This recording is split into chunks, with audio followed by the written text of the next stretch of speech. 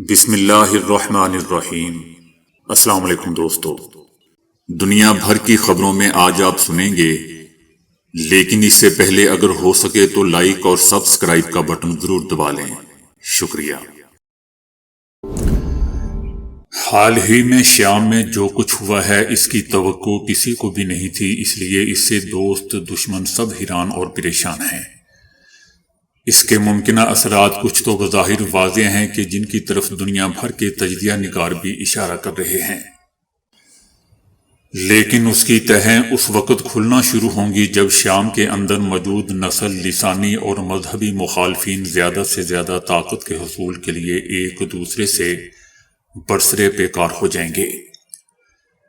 لیکن دوستو، بدقسمتی سے جس کی شروعات بھی ہو چکی ہے، اگر یہ خود نہ لڑیں تو ان کے بیرونی معاون قوتیں یعنی امریکہ، اسرائیل، ترکی اور عرب شیوخ انہیں لڑا دیں گے۔ شام کے فوجی جرنیل اور سرکاری افسران کرپٹ ہیں، یہ ان کے والد کے دور میں بھی کرپٹ تھے۔ بشار الاسد نے اقتدار سنبھالا تو انہیں کنٹرول کرنے کے لیے سختی کی، مگر ان کے ہاتھ اتنے لمبے تھے کہ انہوں نے ملکی معیشت کو برباد کر کے رکھ دیا، اور بشار الاسد کو عوامی بغاوت کے ڈر سے سختیوں کو نرم کرنا پڑا۔ جب شام پر دوستو اقتصادی پابندیاں لگائی گئیں تو بلیک مارکیٹ کو عروج حاصل ہوا، جس سے ان کرپٹ لوگوں کو کھل کر کھیلنے کا موقع ملا۔ یوں یہ لوگ امیر ہوتے گئے اور شامی عوام غریب سے غریب تر، اور نتیجے میں بشار الاسد کے حامی بھی اس سے مایوس ہونے لگے۔ جب چند سال پہلے عرب شیخوں نے بشار الاسد کو عرب لیگ میں دوبارہ شامل کیا اور ملکی معیشت بہتر بنانے کے نام پر اسے فنڈز دیے، تو یہ شام کے انہیں کرپٹ افراد کے ہاتھوں پہنچ گئے اور انہوں نے عوام اور معیشت کی بہتری پر خرچ کرنے کی بجائے اپنی جیبیں بھری۔ روس اور ایران بھی، جو بشار الاسد کے حامی تھے، اس سازش سے واقف تھے، اور دونوں نے بشار الاسد کو یہ بات سمجھانے کی کوشش کی اور اس سلسلے کو کنٹرول کرنے کے لیے انہیں مشورے دیے گئے، مگر اس نے ان دونوں کی ایک نہ مانی۔ اس کا نتیجہ عرب ڈکٹیٹروں اور CIA اور موساد کے توقعات سے بھی زیادہ نکلا۔ جب حیات تحریر الشام کے جنگجوؤں نے حلب کی طرف جانے والی شاہراہ پر قبضہ کرنے کے لیے حملہ کیا تو سرکاری فوج نے ان کی توقعات کے خلاف کوئی مزاحمت نہیں کی اور پیچھے ہٹ گئی۔ جب باغیوں نے ڈرتے ڈرتے حلب شہر کی طرف پیش قدمی کی تو وہاں بھی انہیں میدان صاف ملا۔ یوں بکے ہوئے شامی جنرلوں اور سرکاری عہدیداروں کی وجہ سے شامی فوج مکمل طور پر منتشر اور زمین بوس ہو گئی۔ اس طرح دوستو 5 دنوں کے اندر اندر دمشق سمیت بشار الاسد کے زیر کنٹرول سارا علاقہ بغیر کسی مزاحمت کے ان کے ہاتھ آ گیا۔ روس اور ایران دونوں بشار الاسد کی حمایت کے لیے بھی تیار تھے، مگر اس نے انہیں مدد کے لیے نہیں کہا، کیونکہ اسے ترکی اور عرب شیخوں نے وعدہ دیا تھا کہ حیات التحریک الشام اور دیگر حکومت مخالف گروہ اس کی حکومت کے خلاف کوئی اقدام نہیں کریں گے۔ یوں عرب شیخوں اور ترکی کی دھوکہ دہی اور بکے ہوئے جرنیلوں اور سرکاری اہلکاروں کی وجہ سے دوستو شام 5 دنوں کے اندر اندر بشار الاسد کے ہاتھ سے نکل گیا، اور روس اور ایران کے لیے بشار الاسد کی حکومت کو بچانے کے لیے کوئی رول ادا کرنے کا موقع ہی نہیں ملا۔ دوسری طرف ایران اس صورتحال سے پہلے ہی کافی حد تک واقف تھا، اس لیے اس نے حزب اللہ کو اسلحہ، میزائل اور ڈرون تک بنانے کے لیے کارخانے بنا کر دیے تھے، جو زیر زمین پوشیدہ اور محفوظ ہیں۔ یوں ایران نے شام کے رابطے کے درمیان سے اٹھنے سے پیدا ہونے والے ممکنہ خلا کو متبادل طریقے سے کافی حد تک پر کر رکھا ہے۔ اس لیے جس طرح تجزیہ نگار تجزیہ کر رہے ہیں کہ ایرانی تنظیمیں ختم ہو چکی ہیں، درست نہیں ہیں۔ انشاءاللہ وقت بھی اس حقیقت کو ثابت کرے گا۔ تحریک کا مرکز ایران ہے، اور جب تک ایران میں اسلامی انقلاب کے حامیوں کا اثر و رسوخ قائم ہے، یہ ختم نہیں ہوگا۔ اس لیے ایران بشار الاسد کی بیوقوفی اور کفار اور منافقین کی دھوکہ دہی سے سبق حاصل کر کے اپنے مزاحمتی اقدامات کو مزید مستحکم کر سکے گا۔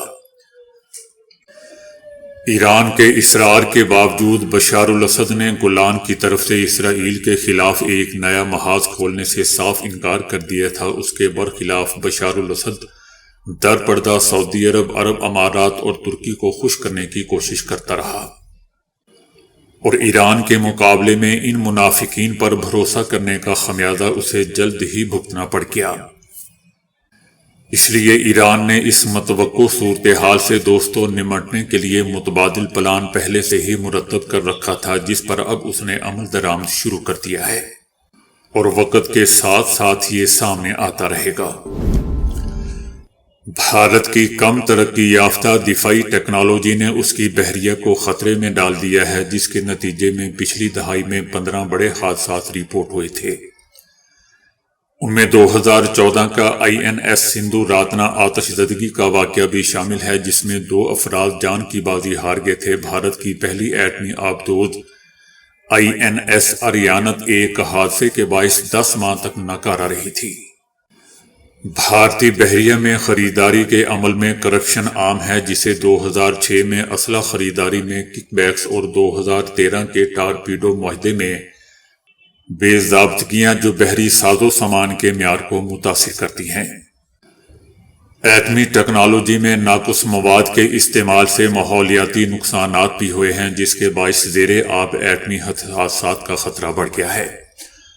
غربت کی لکیر سے نیچے رہنے والے 140 ملین افراد کے باوجود بھارت اپنی ایٹمی آبدوزوں پر اربوں روپے خرچ کر رہا ہے، جس سے سماجی اور ماحولیاتی ضروریات پر فوجی توسیع کو ترجیح دینے کے اخلاقی سوالات پیدا ہو رہے ہیں۔ ان خطرات کو کم کرنے کے لیے جنوبی ایشیائی ممالک کو میری ٹائم سیفٹی اور ماحولیاتی تحفظ پر توجہ دینا ہوگی، جس کے لیے باقاعدہ آڈٹ اور احتساب کے نظام کی ضرورت ہے۔ اس کے ساتھ ہی جوہری تحفظ کی نگرانی کے لیے بین الاقوامی اداروں جیسے انٹرنیشنل میری ٹائم آرگنائزیشن اور انٹرنیشنل اٹامک انرجی ایجنسی کے ساتھ تعاون بھی ناگزیر ہے۔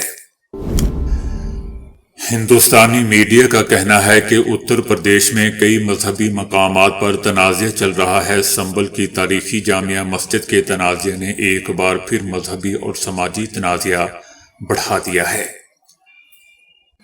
مسجد کی زمین کی ملکیت کو لے کر اٹھنے والے سوالات نے نہ صرف مقامی لوگوں کو تقسیم کر دیا ہے، بلکہ عدالت اور انتظامیہ بھی اس سلسلے میں سرگرم ہو چکی ہے۔ یہ تنازع مذہبی رواداری اور قانونی عمل کے درمیان دوستوں توازن کے لیے ایک سنگین چیلنج بن چکا ہے، کیونکہ پہلے زمانے میں کسی بھی مذہبی مقام پر دوسرے مذہبی مقامات کا مواد استعمال کیا جاتا تھا، جس کی وجہ سے کسی بھی مذہبی مقام کا وجود جاننا بہت مشکل ہوتا ہے۔ جونپور کی قدیم مشینوں کی تاریخ اور ان کا فن تعمیر اپنے آپ میں انمول ہے، لیکن ان میں سے ایک مسجد کی ملکیت کے حوالے سے اٹھنے والے سوالات نے اس تنازع کو مرکز میں لا کھڑا کیا ہے۔ اس مسجد سے متعلق تصاویر اس کی شاندار تاریخ اور اس وقت جاری قانونی معلومات کا جائزہ پیش کرتی ہیں، لیکن اس مسجد سے ملنے والی باقیات سے پتہ چلتا ہے کہ جب یہ مسجد بنائی گئی تھی تو ایک مندر کی باقیات استعمال کی گئی تھیں۔ اب یہ کہنا مشکل ہے کہ وہ مندر یہاں موجود تھا یا اس کے قریب تھا۔ مغل حکمران شاہ جہاں کا تعمیر کردہ تاج محل بھی، جسے محبت کی علامت سمجھا جاتا ہے، ایک نئے تنازع کی وجہ بن گیا ہے۔ تاریخی حقائق اور مذہبی دعووں کے درمیان کھینچی گئی لکیروں نے اس عالمی ورثے کو بحث کا موضوع بنا دیا ہے۔ اب انتظامیہ اور عدلیہ کو بھی اس معاملے کو حل کرنے کا چیلنج درپیش ہے۔ اگر تاریخ کے صفحات پر بات کریں تو تاج محل میں کسی بھی قسم کے مندر کی باقیات کے بارے میں معلومات دستیاب نہیں ہیں۔ MQM کے خالد مقبول صدیقی کا کہنا ہے کہ نہ جانے ہم کب ناراض ہو کر حکومت کو چھوڑ دیں۔ ان کا کہنا تھا کہ جب کراچی کو بائی پاس کیا گیا، پاکستان کی ترقی بائی پاس ہوئی۔ خالد مقبول صدیقی کا کہنا تھا کہ جو ادارے کراچی سے ختم کرنے کی سازش کی گئی وہ کسی صوبے میں نہیں بلکہ بنگلہ دیش چلے گئے۔ خالد مقبول صدیقی کا کہنا تھا کہ 50 سال میں ہر طرح کی پابندی کے باوجود کراچی چل رہا ہے۔ کراچی صرف چل نہیں رہا بلکہ پاکستان کو بھی چلا رہا ہے۔ کراچی کی ترقی اور خوشحالی پاکستان کی ترقی اور خوشحالی ہے۔ جنوبی کوریا کے صدر کے خلاف ملک میں مارشل لا لگانے پر چند دنوں میں دوسری مرتبہ مواخذے کے لیے ووٹنگ ہوئی جو کامیاب ہو گئی۔ مواخذے کی تحریک پر ووٹنگ سے پہلے ہی دارالحکومت میں ہزاروں کی تعداد میں شہری صدر کے خلاف سڑکوں پر نکل آئے۔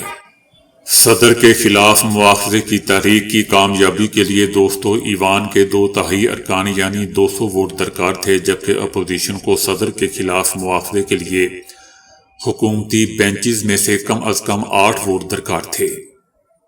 حکومتی بینچز سے صدر کے خلاف ووٹ پڑنے پر مواخذے کی تحریک کامیاب ہو گئی۔ جنوبی کوریا کی صورتحال پر ملکی معیشت اور سفارتکاری کو متاثر کر رہی ہے۔ امریکہ اور دیگر ممالک کی جانب سے شدید تحفظات کا اظہار کیا جا رہا ہے۔ خواجہ آصف کا کہنا ہے کہ عمران خان کے اچانک مذاکرات کی بات سے لوگ بہت ہی حیران رہ گئے ہیں۔ ان کا کہنا تھا کہ ایک ہاتھ میں تلوار لے کر دوسرے ہاتھ سے مصافحہ نہیں ہو سکتا۔ خواجہ آصف کا کہنا تھا کہ عمران خان تو پہلے ہی اپنی پارٹی رہنماؤں پر عدم اعتماد کا اظہار کر چکے ہیں۔ ان کا یہ بھی کہنا تھا کہ ایسی صورت میں اگر پی ٹی آئی سے مذاکرات شروع ہوں اور عمران خان کی حمایت نہ ہو تو یہ مذاکرات کہاں جائیں گے، کیونکہ عمران خان یو ٹرن لینے کا بہت ہی عادی ہے اور آخر میں مکر جاتا ہے۔ دوسری طرف احسن اقبال کا کہنا ہے کہ عمران خان نے مجھے چور ڈاکو کہا اور آج اڈیالہ جیل میں نشان عبرت بنا بیٹھا ہے۔ کبھی کسی کی منتیں کر رہا ہے تو کبھی کسی کی منتیں کر رہا ہے کہ مجھے جیل سے نکالا جائے۔ احسن اقبال کا کہنا تھا کہ میں نے سوشل میڈیا پر پیغام دیا تھا کہ مجھے عمران خان نے چور کہا ہے، اگر میں نے اس ملک کو لوٹا تو اللہ تعالیٰ مجھے نیست و نابود کر دے، اور میں نے اپنے خدا سے دعا کی تھی کہ اگر میں جھوٹا ہوا تو مجھے نیست و نابود کر دے، اور اگر عمران خان جھوٹا ہوا تو اسے نشان عبرت بنا دے۔ مجھے اللہ پہ یقین تھا کہ آج دیکھیں عمران خان اڈیالہ جیل میں موجود ہے تو نشان عبرت بنا ہوا ہے، کیونکہ عمران خان ہر کسی کی پکڑی اچھالتا تھا اور جھوٹے الزامات لگاتا تھا۔ احسن اقبال کا کہنا تھا کہ میں پی ٹی آئی والوں سے پوچھتا ہوں کہ عمران خان آپ کا مہاتما ہے، 4 سال وہ سیاہ و سفید کا مالک رہا، اس دوران کوئی ایک یونیورسٹی بنائی ہو تو نام بتا دیں، کوئی نیا ہاسپٹل، نئی موٹر وے، کوئی منصوبہ نہیں، صرف لنگر کھانے کھولے ملک بھر میں، جو 29 لنگر خانے کھولے اس کا خرچہ حکومت نہیں اٹھاتی تھی بلکہ سیلانی فاؤنڈیشن اٹھاتی تھی جو کراچی کی این جی او ہے، خرچہ این جی او کا تھا اور ٹھپا حکومت اپنا لگاتی تھی۔ بشار الاسد دوستو ملک سے فرار ہونے سے چند گھنٹے قبل تک اپنی فوج کے کمانڈروں کو یہی کہتے رہے کہ روس کی مدد آنے والی ہے۔ بشار الاسد نے اپنے میڈیا ایڈوائزر کو تقریر لکھوانے کے لیے صدارتی محل بلوایا اور خود غائب ہو گئے۔ بشار الاسد نے ہفتے کو صدارتی دفتر میں کام مکمل کرنے کے بعد دفتر کے مینیجر سے کہا کہ وہ گھر جا رہے ہیں، لیکن وہ گھر کی بجائے ایئرپورٹ چلے گئے۔ بشار الاسد نے ملک سے فرار کا منصوبہ سینئر اہلکاروں اور اپنے رشتہ داروں سے بھی پوشیدہ رکھا۔ بشار الاسد نے بھی اپنے بھائی ماہر الاسد کو بھی فرار کے منصوبے سے آگاہ نہیں کیا تھا۔ ماہر الاسد فوج کی خصوصی آرمڈ بریگیڈ کے کمانڈر تھے جو حکومت کے خاتمے کے بعد ہیلی کاپٹر سے عراق پہنچے اور وہاں سے روس چلے گئے، جبکہ بشار الاسد کی اہلیہ اسما اسد اور ان کے 3 بچے پہلے ہی ماسکو میں موجود تھے۔ اپوزیشن اتحاد کے اجلاس میں سنی اتحاد کونسل پاکستان، تحریک انصاف، مجلس وحدت مسلمین پختونخوا، ملی عوامی پارٹی کے رہنما شریک ہوئے۔ پی ٹی آئی سمیت تمام جماعتوں نے اتحاد کے ساتھ آگے بڑھنے اور ہفتے میں ایک بار تحریک تحفظ آئین پاکستان کا مشاورتی عمل شروع کرنے پر اتفاق کر لیا ہے۔ محمود اچکزئی نے کہا ہے کہ بغیر حکمت عملی چر دوڑنے سے بہتر ہے کہ ضلعی سطح پر احتجاج ہو۔ رہنماؤں کے نرم رویے سے اپنا ہی نقصان ہوا، پی ٹی آئی قیادت کے فیصلوں میں ابہام سے نقصان ہوا۔ محمود اچکزئی نے عمران خان کی رہائی کے لیے حکمت عملی کے فقدان کی نشاندہی کی۔ اپوزیشن اتحاد نے ماضی قریب میں پی ٹی آئی کے سولو فلائٹ کے بیانات کا ذکر کیا۔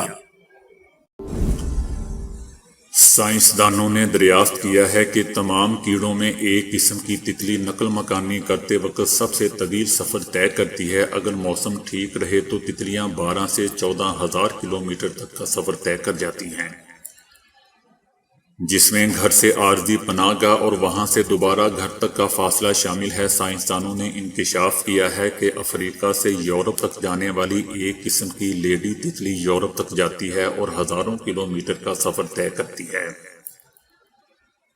اب تک کسی بھی کیڑے کی یہ سب سے طویل نقل مکانی ہے۔ جب موسم نمی سے بھرپور ہو تو تتلیوں کی بڑی تعداد لمبے سفر پر روانہ ہو جاتی ہے۔ یونیورسٹی آف ریڈنگ کے پروفیسر ٹم اولیور نے کہا ہے کہ تتلی فلائی یورپ تک کس طرح آتی جاتی رہتی ہے۔ ان کی تعداد ایک سال کے مقابلے میں دوسرے سال 100 گنا تک بھی بڑھ جاتی ہے، لیکن اس کی وجہ ہم نہیں جانتے۔ یہ تتلیاں بہار میں اپنا سفر شروع کرتی ہیں اور ان کے راستے کو جاننے کے لیے ہزاروں رضاکاروں کو تربیت فراہم کی گئی ہے۔ اس کے ساتھ یورپ اور افریقہ میں موسمیاتی کیفیت کو بھی دیکھا گیا ہے، جس کے بعد ہی ماہرین نے اس تتلی کو طویل ترین سفر کرنے والے کیڑے کا اعزاز دیا ہے۔ سائنسدانوں کے مطابق یہ تتلیاں دن کو آرام کیے بغیر اڑتی رہتی ہیں اور رات کو آرام کرتے ہوئے پھولوں کے عرق پر گزارا کرتی ہیں۔ اندازہ ہے کہ تتلیاں سطح سمندر سے 1 سے 3 کلومیٹر بلندی پر سفر کرتی ہیں اور خاص ہواؤں کا فائدہ اٹھاتی ہیں۔ بسا اوقات وہ 6 میٹر فی سطح کی رفتار بھی حاصل کر لیتی ہے۔ ریاست اتر پردیش کے 30 سالہ ورما نامی نوجوان سماجی کارکن تھا، جس نے اپنی جان لینے کی وجہ اپنی بیوی کو قرار دیا۔ شاہ جہاں پور سے تعلق رکھنے والے نوجوان نے اپنی جان لینے سے پہلے آخری تحریر میں لکھا، جس میں اس نے دعویٰ کیا کہ بیوی فیس بک سمیت دیگر سوشل میڈیا پر اسے ہراساں کرتی ہے۔ دوستو، ورما کو اس کی بیوی نے سوشل میڈیا پر ہراساں کیا اور علیحدگی کے لیے 20 لاکھ بھارتی روپے ادا کرنے کا مطالبہ کیا۔ پولیس حکام کا کہنا تھا کہ نوجوان کو ضلعی ہاسپٹل میں منتقل کیا گیا تھا، جس کے بعد ڈاکٹرز نے اس کی حالت کو تشویشناک قرار دیتے ہوئے بریلی ہاسپٹل منتقل کرنے کا حکم دیا، لیکن اس شخص چندن ورما نے راستے میں ہی دم توڑ دیا۔ تو دوستو، ابھی کے لیے اتنا ہی۔ ویڈیو کو لائک اور شیئر کرنے کا بہت بہت شکریہ۔